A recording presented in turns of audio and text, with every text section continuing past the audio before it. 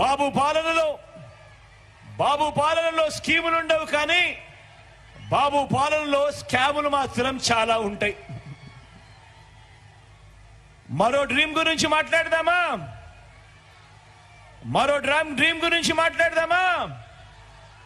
ఇది మన అవ్వ తాతల గురించి, మన అవ్వ తాతల డ్రీమ్స్ గురించి మాట్లాడదామా?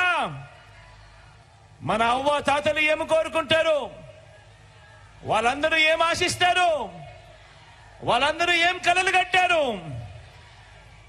మనమంతా చూపించాల్సిన మానవత్వం గురించి మాట్లాడదామా? పెన్షన్ కోసం జన్మభూమి కమిటీల చుట్టూ తిరిగి, ఆ తర్వాత లంచాలు వివక్షకు లోనై, ఆ తర్వాత ఇచ్చే అరకొర పెన్షన్ కూడా ఎండల్లో వానల్లో పడిగాపులు కాసి ఎక్కడికక్కడికో వెళ్లి క్యూలల్లో నిలబడితా ఉన్న నా అవ్వ తాతల డ్రీమ్ ఏమిటో తెలుసా?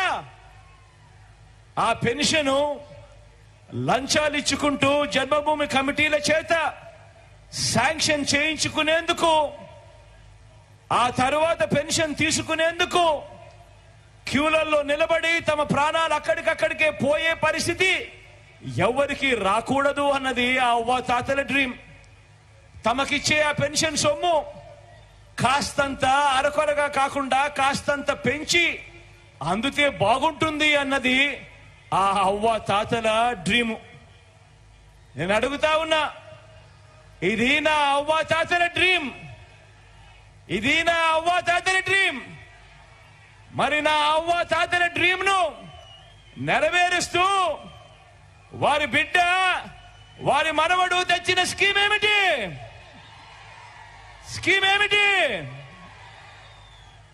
ఆ అవ్వ తాతల ఆత్మ గౌరవాన్ని నిలబెడుతూ నేరుగా ఇంటికే వచ్చే వాలంటీర్లు నేరుగా ఇంటికే వచ్చి ఇచ్చే 3,000 రూపాయల పెన్షన్. ఎక్కడ లంచాలు ఇవ్వాల్సిన పని లేదు, ఎక్కడ వివక్షకు లోను కావాల్సిన పని లేదు. నేరుగా 1వ తారీఖు పొద్దునే, అది ఆదివారమైన సెలవు దినమైన పొద్దున్నే చిక్కటి చిరునవ్వుతో ఆ అవ్వ చేతిలో 3,000 రూపాయలు పెట్టే స్కీము తెచ్చిందెవరు?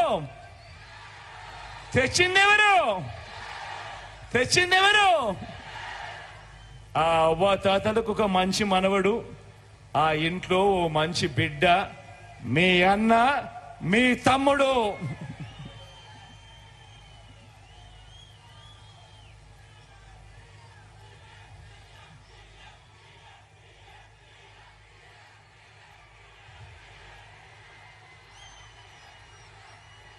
మరి బాబు స్కీమ్ ఏమిటి?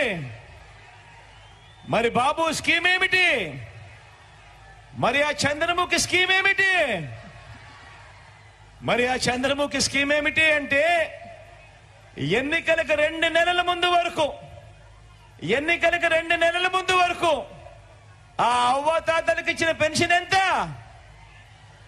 కేవలం ముస్టేసినట్టు అరకొరగా 1000 రూపాయలు. ఎన్నికలకు 2 నెలల ముందు వరకు. అది కూడా ఇచ్చింది ఎంతమందికో తెలుసా?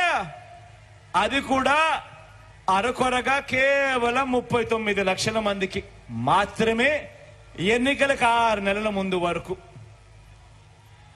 అది కూడా ఆ అవ్వ తాతలు పెద్ద క్యూలలో నిలబడుతూ రోజులు తరబడి ఆ పెన్షన్ సొమ్ము కోసం, ఆ అరకొరగా ఇచ్చే పెన్షన్ సొమ్ము కోసం ఎదురు చూస్తూ నిలబడుతూ ఉన్న పరిస్థితులు.